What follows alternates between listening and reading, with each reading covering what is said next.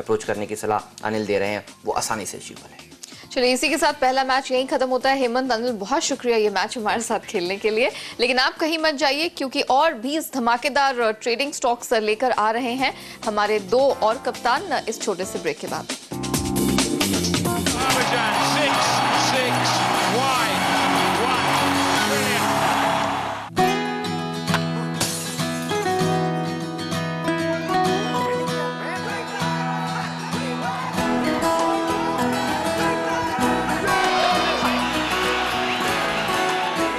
हर घर में अनगिनत सपने सजते हैं। बनाओ एक ऐसा घर जो उन्हें हमेशा अटूट रखे।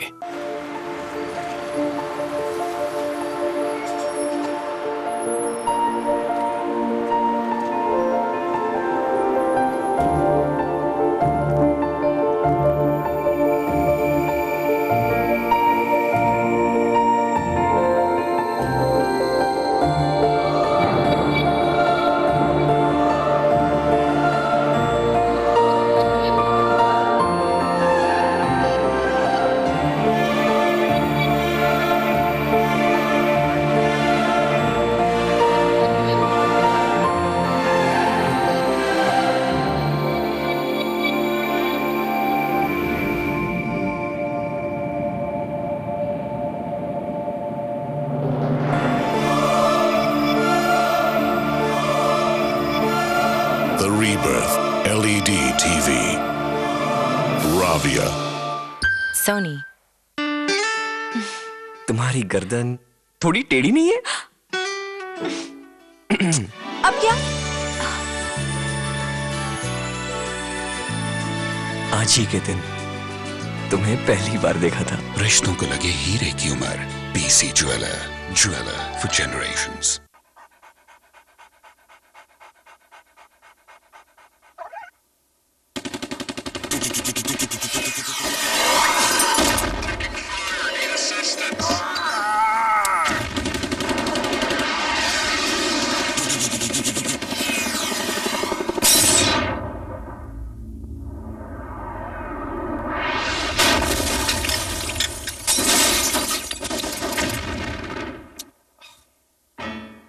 Game over.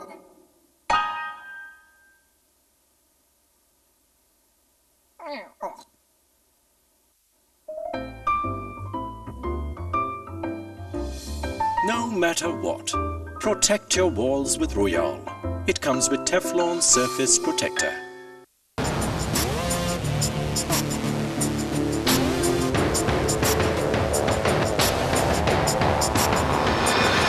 Tata Safari, now rupees 7.95 lakhs only. कहने सुनने में तो बड़ा अच्छा लगता है कि कंज्यूमर इज किंग, लेकिन अगर आपने कोई प्रोडक्ट खरीदा है या सर्विस ली है और आप प्रोडक्ट या सर्विस से हैं नाखुश, तो हम लड़ेंगे आपके हक के लिए और दिलाएंगे आपको इंसाफ। पहरेदार, कंज्यूमर और कंपनी को जोड़ने वाला सबसे बड़ा प्लेटफॉर्म।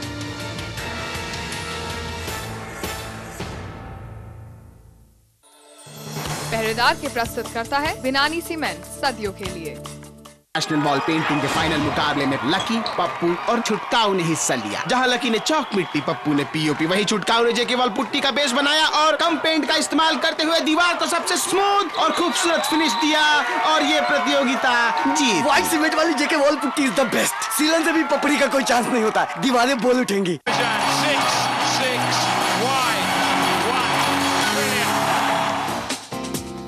स्टॉक 2020 में आपका एक बार फिर से स्वागत है। दूसरा मैच हम यहाँ शुरू करने जा रहे हैं। प्रदीप और नीरज के बीच में आप दोनों का बहुत स्वागत है।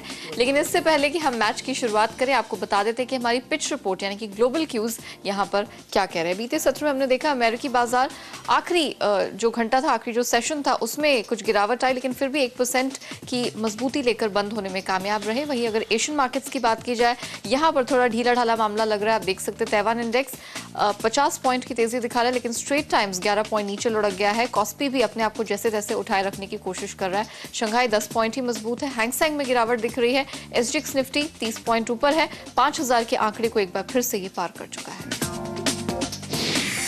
चलिए, सिक्का हमारे पास है, दोनों कप्तान हमारे साथ है। फटाफट टॉस करते हैं। प्रदीप बताइए। हेड्स। चलिए हेड्स। प्रदीप आप जीतते हैं। बताइए आज का गेम प्लान क्या रहेगा मार्केट में? देखिए, बाजार में काफ़ी बड़े पैमाने पे शॉर्ट कवरिंग्स होती हुई नज़र आई हैं, लेकिन हमें लगता है कि एक्सपायरी के पहले आप और शॉर्ट्स कवर होते हुए देख सकते हैं। आज के दिन दिग्गज शेयरों पे हो सकता है कि आपको दिन के दौरान थोड़ा दबाव देखने को मिले, क्योंकि ग्लोबल मार्केट्स उतने साफ नज़र नहीं आएंगे। खासतौर पे यूरोप में एक बार की मुनाफा वसूली दिख सकती है, क्योंकि वहाँ का न्यूज़ फ्लो बहुत क्लियर नहीं है। लेकिन हमारे बाज़ारों में चूँकि हमें लगता है कि शॉर्ट कवरिंग ही बाज़ार पे हावी रहने वाली है, तो इंडेक्स के बाहर के स्टॉक्स ढूंढने की कोशिश करेंगे। वायदा कारोबार में जो स्टॉक्स बहुत ज़्यादा ओवरसोल्ड हैं और जहाँ पे एक अच्छी शॉर्ट कवरिंग के मौके अभी बाकी बचते हैं, उन्हें ढूंढेंगे। और साथ ही साथ कुछ खबरों वाले शेयर्स भी, और रुझान पूरी तरह से खरीदारी का ही है। जैसे कि हमने लगातार आपसे कहा है, परसों के दिन भी हमने सारे के सारे बल्लेबाज उतारे थे और बाजार ने हालांकि दिन के दौरान डिप ली, लेकिन 2/3 नुकसान की भरपाई हुई और कल उसके ऊपर और खरीदारी हुई। तो हमारा व्यू यही है कि बाजार में अगर दिन के दौरान भी करेक्शन आए तो आपको खरीद के ही चलना है। ओके, नीरज, आप क्या गेम प्लान आज के लिए रखते हैं? बिल्कुल, प्रदीप जैसा कह रहे हैं, शॉर्ट कवरिंग हो रही है और हमें सेक्टर्स को भी लगता है कि यहाँ पे शॉर्ट कवरिंग की वजह से आपको तेज़ी आती हुई दिखेगी, और खासतौर पर जो बहुत पिटे हुए हैं। लेकिन मुझे ऐसा लग रहा है कि बाजार बहुत ज़्यादा तेज़ी भी नहीं दिखाएगा, फ्लैट जैसा मार्केट आज रहेगा। कल एक्सपायरी है, तो कल मेरे सेक्टर्स को लगता है कि कहीं ज़्यादा आपको उठापटक देखने को पड़ेगी। लेकिन आज आपको मिड कैप स्टॉक्स पे फोकस करना चाहिए, वहाँ पे आपको ठीक ठाक खरीदारी देखने को मिल सकती है। तो इसलिए हमने अपनी टीम में केवल 2 गेंदबाज शामिल किए हैं। ओके प्रदीप, क्योंकि आप ये टॉस जीते हैं, तो बताइए ओपनर्स किसे उतारेंगे मैदान में? केन इंडिया के साथ होगी शुरुआत, और यहाँ पर जैसे कि खबर आई है ONGC ने इसको NOC दे दी है, तो अब लगता है कि डील पूरी हो जाएगी। सेस को लेकर के जो क्लैरिटी आनी बाकी है, वहाँ पे भी अगर आप देखें तो एक तरह से केन ने जो ऑफर प्राइस था उसको रिवाइज़ करके उसके लिए प्रोविजंस पहले ही कर दिए हैं। कल हमने ज़बरदस्त उछाल आते हुए देखा है। नाइमेक्स पे क्रूड करीब $84 तक जाता हुआ नज़र आया। इलेक्ट्रॉनिक ट्रेड में हालांकि थोड़ा सा अटक रहा है इन लेवल्स पे, लेकिन साफ तौर पे हम $80 से $90 की एक रेंज यहाँ पे देखते हैं। और जिस तरह से ग्लोबल मार्केट सुधर रहे हैं, तो आपको वापस से खरीदारी ही दिखाई देगी, और क्रूड में जो बाइंग आएगी उसका फ़ायदा केन को आगे मिलेगा। तो न केवल आज के लिए बल्कि एक बार ये पोजिशनल ट्रेड के भी मौके मेरे सेलेक्टर्स को दिखते हैं। 280 के आसपास जहाँ पे इसकी क्लोजिंग हुई है, आप छोटा सा स्टॉप लॉस लगा करके आज लॉन्ग पोजीशन ले सकते हैं। और इसके साथ ही नज़र होगी जैन इरिगेशन पे। काफ़ी डीप करेक्शन हमने यहाँ पे आते हुए देखा है, और मेरे सेलेक्टर्स को लगता है कि इन लेवल्स के आसपास खरीदार लगातार दिखाई दिए हैं, और आज भी ऐसा ही होगा। और साथ ही फिलहाल बाजार में जो शॉर्ट कवरिंग का ट्रेंड है, आप उसका फ़ायदा होते हुए देखेंगे। 156 तक के टारगेट्स आने की गुंजाइश हमें जैन इरिगेशन में आज के दिन दिखाई दे रही है। हालांकि मेरे सेलेक्टर्स यहाँ भी ये मान रहे हैं कि थोड़ा सा नीचे स्टॉप लॉस लेते हुए आप यहाँ भी पोजिशनल ट्रेड कर सकते हैं, और आपको करीबन 15% के आसपास का एक बाउंस प्ले करने को मिलेगा। 2 बल्लेबाज उतारे हैं प्रदीप ने ओपनर के तौर पर। नीरज, कैसे जवाब देंगे इसका? बिल्कुल बल्लेबाजी से ही जवाब देंगे, और इंडिया बुल्स फाइनेंस हमारे सेलेक्टर्स ने चुना है खरीदारी के लिए। मेरे सेलेक्टर्स का मानना है कि इसमें काफ़ी ज़्यादा यील्ड है, और 17% के आसपास तक ये रिटर्न लगातार देता आ रहा है पिछले कई क्वार्टर से। मेरे सेलेक्टर्स का मानना है कि यहाँ पे आपको खरीदारी के मौके दिखेंगे, और पिछले कुछ सेशंस में इसमें ठीक ठाक खरीदारी बड़े फंड्स की ओर से हुई है। तो मेरे सेलेक्टर्स को लगता है कि इंडिया बुल्स फाइनेंस आपको आज ट्रेडिंग के लिहाज से खरीदना चाहिए था। इस पूरे ग्रुप में ही मेरे सेक्टर्स को थोड़ा सा तेज़ी दिखाई दे रही है। 170 का टारगेट आज के लिए इंडिया बुल्स फाइनेंस में हो सकता है। इसके अलावा अरविंद मिल्स होगी। मेरे सेक्टर्स को लगता है कि ये स्टॉक एक ऐसे लेवल पे खड़ा हुआ है 99 पे, जहाँ से अगर ये बाउंस करता है, तेज़ी अपनी कंटिन्यू करता है, तो ये 115 तक के लेवल ज़रूर देखेगा। और मेरे सेक्टर्स को लगता है कि बहुत स्ट्रॉन्ग फंडामेंटल रीजंस हैं इसके ऊपर जाने के, क्योंकि जिस तरीके से कॉटन के प्राइसेस कम हुए हैं वो इनके लिए एक पॉजिटिव है। और दूसरा, इसमें जो बड़े कॉटन के ही व्यापारी हैं उन्होंने अरविंद में बहुत ज़्यादा बाइंग की है, और वहाँ पे मेरे सेक्टर्स को लगता है कि ठीक ठाक पोजिशनल ट्रेड भी हो रहा है इसमें। और टेक्निकली अगर आप देखें 99 के जिस लेवल पे यहाँ पे खड़ा, अगर यहाँ से इसको ब्रीच करके 100 से ऊपर ही क्लोजिंग आज की डेट में किसी भी समय ये देता है, तो यहाँ पे मेरे सेक्टर्स को लगता है कि 105 का इंट्राडे टारगेट और होल्ड करके रखते हैं तो 115 का टारगेट अरविंद मिल्स में जरूर मिलेगा आपको। चलिए, अब वक्त है हमारे दोनों कप्तानों के मिस्टर डिपेंडेबल के बारे में जानने का।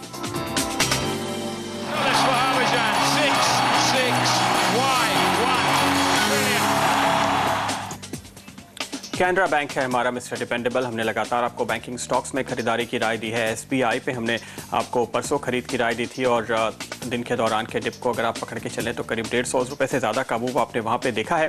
कैनरा बैंक पे अब दाव लगाने की राय है। 460 तक के टारगेट्स आने की गुंजाइश हम देख रहे हैं। बाजार अब ये मान कर चल रहा है कि ब्याज दरों में बढ़ोतरी होने की गुंजाइश काफ़ी कम है, और अगर एक टोकन बढ़ोतरी कभी आगे आती भी है अगले 1.5 या 3 महीने के दौरान, तो बाजार पे उसका बहुत खास असर नहीं पड़ने वाला है। कल एक बार फिर जो इंफ्रास्ट्रक्चर सेक्टर के नंबर्स आए हैं, कोर सेक्टर के, वो एक डिप की ओर इशारा कर रहे हैं। 3.5% की ग्रोथ केवल दिखाई दी है। तो अब आरबीआई का जो झुकाव है वो महंगाई की तरफ से कम होकर के और ग्रोथ को सहारा देने की ओर दिखाई दे सकता है। और इसी को ध्यान में रखते हुए बैंकिंग स्टॉक्स पर खरीदारी के मौके हैं। कैनरा बैंक में आपको काफ़ी अच्छे ट्रेडिंग गेंस आने वाले क्वार्टर्स में दिखाई देंगे। इसके बुक पर अगर आप नज़र डालें, जैसे ही ब्याज दरें कम होनी शुरू होंगी, कम से कम बाजार में, भले ही आरबीआई रेट कट ना करे, लेकिन आप बॉन्ड डील्स घटते हुए देखेंगे, ऐसा मेरे सिलेक्टर्स को लगता है, और बॉन्ड में तेजी होगी। तो 460 के टारगेट हम आज के लिए लेकर चल रहे हैं। चलिए, तो प्रदीप को भरोसा है एक बैंकिंग स्टॉक पर, लेकिन नीरज बताइए आप किस सेक्टर और कौन सी कंपनी पर दाव लगाएंगे? ऑटो सेक्टर पर दाव लगाएंगे। अगर प्रदीप जी कह रहे हैं कि ब्याज दर कम होंगे तो डेफिनेटली ऑटो को फायदा होगा। हीरो मोटो हमारा स्टॉक होगा, यहाँ पे खरीदारी की सलाह होगी पोजिशनल ट्रेड के लिए। और मेरे सेक्टर्स का मानना है कि जिस तरीके से इस स्टॉक में पिछले दिनों आपको रैली दिखाई थी, थोड़ा सा कंसोलिडेट हुआ है और यहाँ से एक फ्रेश बाइंग आपको आती हुई दिखेगी। दूसरा, फेस्टिव सीजन भी चल रहा है। मेरे सेक्टर्स को लगता है कि हीरो मोटो इस पूरे स्पेस में सबसे ज़्यादा मजबूत स्टॉक इस समय दिख रहा है। पोजिशनल ट्रेड के लिए आपको इसको अपने उसमें होल्ड करके रखना चाहिए। 2100 का टारगेट मेरे सेक्टर्स आज हीरो मोटो में देख रहे हैं। चलिए, हमारे दोनों कप्तानों ने 3-3 खिलाड़ी मैदान में उतार दी, लेकिन अगर आप जानना चाहते हैं कि इनके मिडिल ऑर्डर में और फ्री हिट में क्या है शामिल, तो बस कीजिए थोड़ा सा इंतजार। हम हाजिर होंगे एक छोटे से ब्रेक के बाद।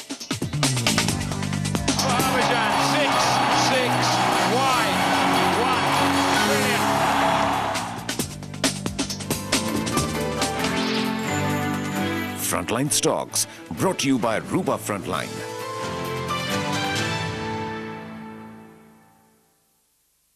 Ultimately, we all want to leave our mark. We want to leave something to be remembered by. In my case, the technologies that will save humanity and will save this planet. Any innovation is a creative process. Inventing new technology is all about creation. So it starts with inspiration, then a long struggle, and ultimately achievement. So it starts with a dream. If we stop dreaming, we stop thinking. Tata Steel. Values stronger than steel. खेल खत्म हो चुका है। नवाब साहब का बेरहमी से कत्ल हुआ और कातिल इसी कमरे में मौजूद है। नवाब साहब के खून से किसके हाथ रंगे हैं? कौन मुझे बताएगा? तुम? मैं तो क्लचप्लेट को ऑयल लगा रहा था। मैं तो गमलों को रंग लगा रहा था। मैं गोश्त गुलशन बना रहा था। और बेगम साहिबा आप? हम नवाब साहब के लिए पान बना रहे थे। तो फिर क्या नवाब साहब खुद बताएंगे? मेरा खून इसने किया था। थैंक यू, गिरफ्तार कर दिया। अमुल माचो बड़े आराम से। Everything else, I check myself. But for my movies, I have my Lloyd LED TV. That's my screen. Asian paints happy painting guide. पढ़ इसको। घर को पेंट कैसे कराया जाए, कलर और डिजाइन कैसे चुना जाए और दीवारों का कैसे ध्यान रखें, एवरी आइटम। तू क्या देख रहा है भाई? दीवार पिक्चर चल रही है क्या? नहीं भैया, ऐसा नहीं है। SMS guide to 56161. Happy painting. The latest issue of Forbes India. On stands now.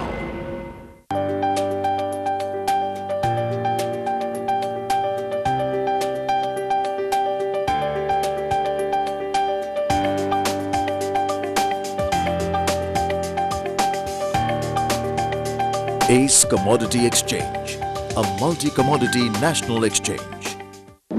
कब तक जियोगे छुप छुप के लड़कियों वाली फेयर स्क्रीम के सहारे? खुल के जियो फेयर एंड हैंडसम के साथ। इमामी फेयर एंड हैंडसम किसी भी साधारण मर्दों वाली फेयर स्क्रीन से ज्यादा असरदार, ज्यादा फास्ट।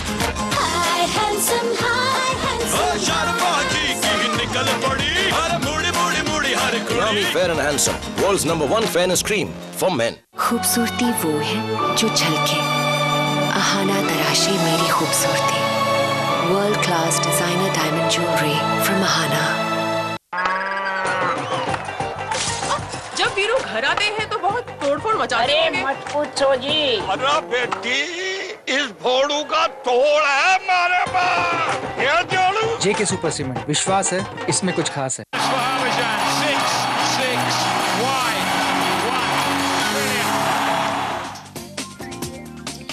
Welcome back. अब वक्त है हमारे दोनों कप्तानों के मिडिल ऑर्डर को समझने का। प्रदीप, आपसे शुरुआत करेंगे। यूनाइटेड स्पिरिट्स होगा पहला खिलाड़ी जिस पर हम दाव लगाएंगे। बल्लेबाजी करने के मौके हमें यहाँ भी नजर आ रहे हैं। गिरावट के दौर में जिन शेयर्स में मेरे सिलेक्टर्स ने खरीदारी के मौके ढूंढे हैं उनमें यूनाइटेड स्पिरिट्स भी शामिल है। लगातार आउट परफॉर्मर रहा है और मेरे सिलेक्टर्स को लगता है कि यहाँ से आप खरीद के चलें। 822 तक के टारगेट्स आने की गुंजाइश देखने को मिलेगी।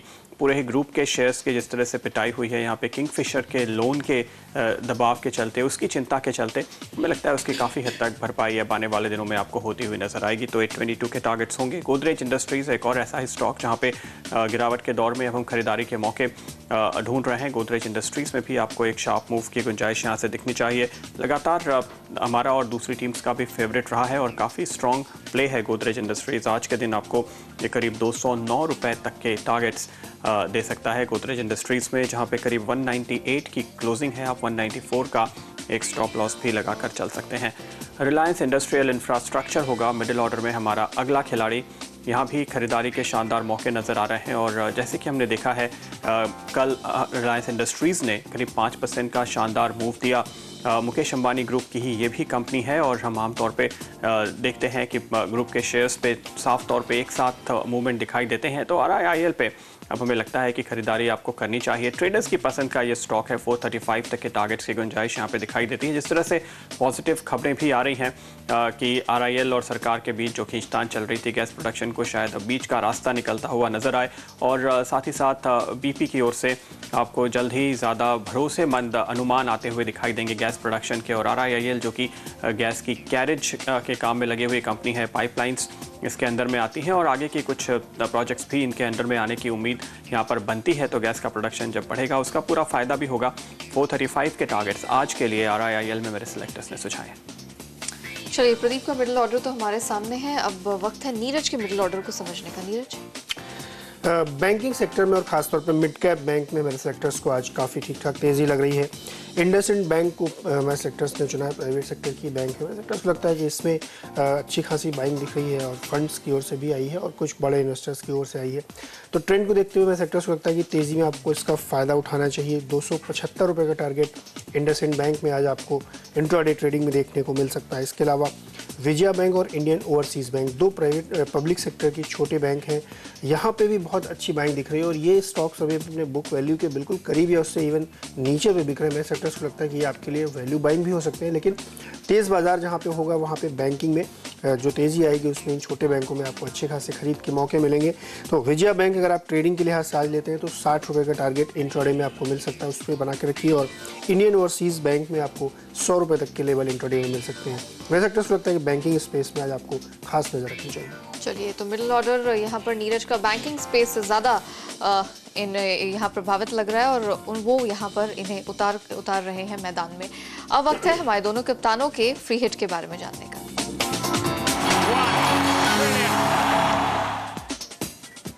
अंसल प्रॉपर्टीज़ पे दाव लगाने की राय है मेरे सिलेक्टर्स की ओर से और यहाँ पर खरीदारी के मौके हमें इस वजह से नज़र आ रहे हैं कि मेरे सिलेक्टर्स का कहना है आपको यहाँ पे जल्द ही एक बड़ा इन्वेस्टमेंट होता हुआ दिख सकता है। कंपनी पूंजी जुटाने की कोशिश में है और ये कोशिश की जा रही है कि विदेश में अगर ये फंड रेस कर पाएँ उस दिशा में कदम उठा रहे हैं और उम्मीद है कि अगले कुछ दिनों में आप ये खबर आते हुए देखेंगे।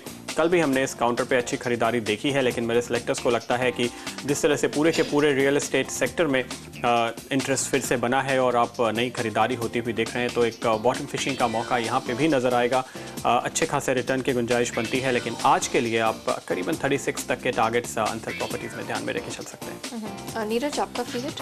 बिल्कुल, रियल एस्टेट का नया चेहरा है ये बॉम्बे डाइंग। हमारे सेक्टर्स को लगता है यहाँ पे भी आपको ज़बरदस्त आज तेजी देखने मिली। आपको याद दिला दूँ कि मैंने 290-95 के आसपास हमारे सेक्टर्स ने इसको कहा था और बार बार हम ये कह रहे थे कि प्रमोटर्स ओपन मार्केट से में स्टॉक खरीद रहे हैं। 40 लाख शेयर अब तक वो ले चुके हैं, लेकिन अभी भी उनकी फ्रेश बाइंग जारी है। इसके अलावा मेरे सेक्टर्स को लगता है कि ये स्टॉक 350 का लेवल क्रॉस करने के बाद अब एक बहुत ही मजबूत बेस पे खड़ा और यहाँ से अच्छी खासी नई तेज़ी आपको देखने को मिलेगी जो इसको 400 या उससे ऊपर की लेवल पे ले जाएगी। जिस तरीके से प्रमोटर के सपोर्ट स्टॉक को मिल रहा है वहाँ पे हमारे सेक्टर्स बहुत बुलिश है इसमें। तो आज के लिए अगर आप ट्रेडिंग के लिहाज से लेते हैं 375 का टारगेट बॉम्बे डाइंग में ज़रूर मिलेगा आपको।